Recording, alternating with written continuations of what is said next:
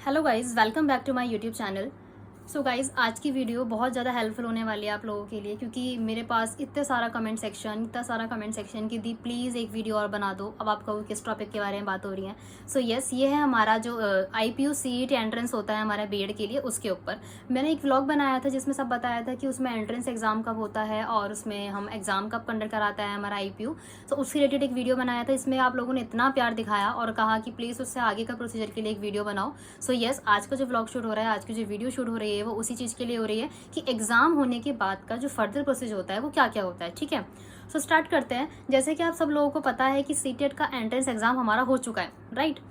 तो उसके बाद बेसिकली क्या होता है कि हमारे इसके अंदर कुछ 8 स्टेप्स के अंदर प्रोसीजर रहता है। यस, प्रोसीजर बहुत बड़ा है। सो आराम से आपने करना है, क्योंकि अभी आपका एग्ज़ाम खत्म हुआ, आपका जून जुलाई पूरा आपका ये सेशन चलेगा, जिसमें कि आपका पूरा प्रोसीजर चलता रहेगा कि आपने अब ये करना है, आपने अब ये करना है। तो आपको सब चीज़ें पता हो कि किस स्टेप के बाद क्या होना है, उसके लिए वीडियो है जो कि बहुत हेल्पफुल रहने वाला है।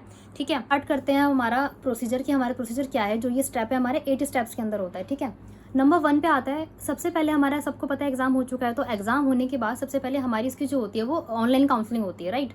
ऑनलाइन काउंसलिंग होगी आपकी। स्टेप नंबर 2 पे आपके पास एक ऑप्शन आएगा आपके IPU के पोर्टल के ऊपर, जिसमें आपको ना चॉइस फिलिंग करनी होगी अकॉर्डिंग टू योर रैंक। जो भी आपको रैंक मिलेगा, जो भी आपका रैंक आएगा रिजल्ट में, तो उसके अकॉर्डिंग आपको कॉलेज सेलेक्ट करना है, उसको प्रेफरेंस देना है कि अगर आप कि ये नंबर 1 पे ये कॉलेज ये रखना है, सेकंड पे ये रखना है, थर्ड पे ये रखना है।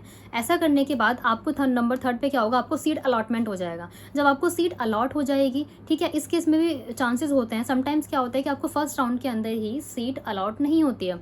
तो आप क्या करेंगे, तो डायरेक्टली आप जो है मूव कर जाएंगे सेकंड राउंड के अंदर। ठीक है, फिर आप सेकंड राउंड के अंदर अपनी प्रेफरेंस फिल करेंगे। आपको फिर सेकंड या थर्ड राउंड के अंदर आपको अप्रॉक्स सीट मिल जाएगी। सीट मिलने के बाद स्टेप नंबर 4 होता है गाइज, इसमें आपको अपनी पार्ट एकेडमिक फ़ी सबमिट करनी होती है। अब वो क्या होता है, तो बेसिकली ये वो अमाउंट होता है जो कि आपकी यूनिवर्सिटी को जाता है। ठीक है, इसमें अराउंड 60K या फिर 90K हमारा ये यूनिवर्सिटी फ़ीस चली जाएगी। आपके स्टेम्पर 5 के अंदर जब आपको सीट अलॉटमेंट हो जाएगी, पार्ट एकेडमिक फ़ीस भी चली जाएगी। देन आपको ऑप्शन आता है आपके पास, क्या कहते हैं, जो भी आपको सीट मिली है उसको आपने फ्लॉट करना है या फ्रीज़ करना है। फॉर एग्जाम्पल, आपको कोई कॉलेज मिला है अकॉर्डिंग टू योर रैंक। अगर वो कॉलेज आपको पसंद है तो आप उस कॉलेज को फ्रीज़ कर सकते हैं कि ठीक है, ये कॉलेज मुझे पसंद है, अब इस मुझे आगे चॉइसेस नहीं करनी, मुझे आगे काउंसलिंग में नहीं जाना, ये कॉलेज मेरे पसंद का कॉलेज है।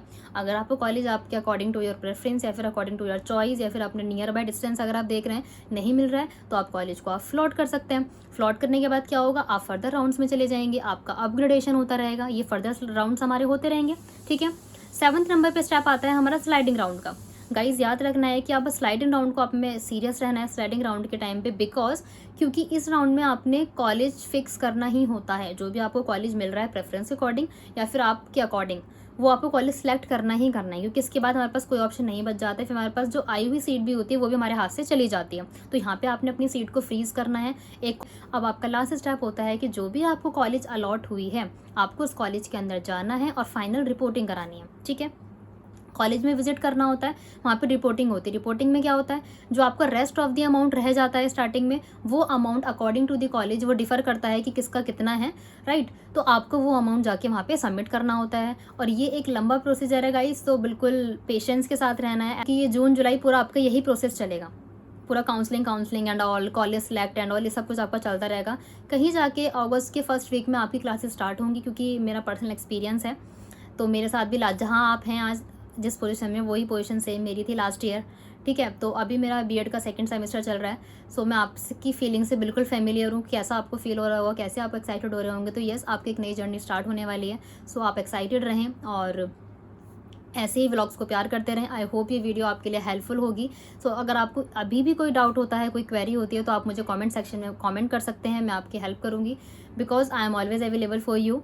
ठीक है, तो IPU बीएड से रिलेटेड कोई भी अगर आपको इन्फॉर्मेशन चाहिए, कोई भी आपको क्वेरी है, तो आप मुझसे पूछ सकते हैं। ठीक है, मैं आपका कमेंट में ज़रूर रिप्लाई करूँगी, क्योंकि आप ही की डिमांड पर ये वीडियो बन रहा है। सो अपना प्यार ऐसे ही बनाते रहें, अपना प्यार ऐसे ही दिखाते रहें मुझे। जब तक के लिए thank you so much and tata bye bye.